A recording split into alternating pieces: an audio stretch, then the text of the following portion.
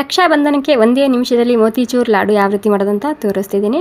ಒಂದು 1.5 ಕಪ್ ಆಗುವಷ್ಟು ಕಡಲೆಬೇಳೆ ಒಂದು 2 ಗಂಟೆ ನೆನೆಸ್ಕೊಂಡು ತಗೋಬೇಕಾಗುತ್ತೆ.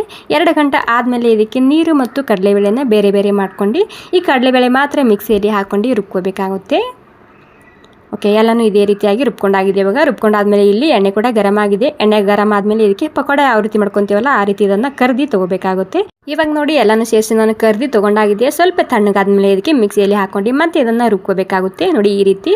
ಇವಾಗ ಇದು ರುಬ್ಕೊಂಡು ಸೈಡಿಗೆ ತಿಡ್ಕೋಣ. ಇಲ್ಲಿ 1.5 ಕಪ್ ಆಗುವಷ್ಟು ಸಕ್ಕರೆ ಹಾಕ್ಕೊತಿದ್ದೀನಿ, ಅರ್ಧ ಕಪ್ ಆಗುವಷ್ಟು ನೀರು ಹಾಕ್ಕೊತಿದ್ದೀನಿ. ಇವಾಗ ನೀರು ಕುದಿ ಬಂದಾದಮೇಲೆ ಸ್ಲೋ ಗ್ಯಾಸ್ನಲ್ಲಿ ಮತ್ತೆ ಇದಕ್ಕೆ ಒಂದು 5 ನಿಮಿಷ ಕುದಿಸ್ಕೊಂಡ್ರೆ ಸಾಕಾಗುತ್ತೆ. ಇವಾಗ ನೀರು ಕುದಿ ಬಂದಿದೆ, ಸ್ವಲ್ಪ ಫುಡ್ ಕಲರ್ ಹಾಕಿ ಮತ್ತೆ ಒಂದು 5 ನಿಮಿಷ ಸ್ಲೋ ಗ್ಯಾಸ್ನಲ್ಲಿ ಕುದಿಸ್ಕೊಂಡು ತೊಗೊಂಡಿದ್ದೀನಿ. ಇವಾಗ ಈ ಮಿಶ್ರಣ ಮತ್ತು ಇಲ್ಲಿ ನಾನು ಸ್ವಲ್ಪ ಇಲೈಚಿ ಪೌಡರ್ ಹಾಕ್ಕೊಂಡು ಒಂದು 4 ನಿಮಿಷ ಇದನ್ನು ಸ್ಲೋ ಗ್ಯಾಸ್ನಲ್ಲಿ ಕುದಿಸ್ಕೊಂಡು ತೊಗೊಂಡಿದ್ದೀನಿ.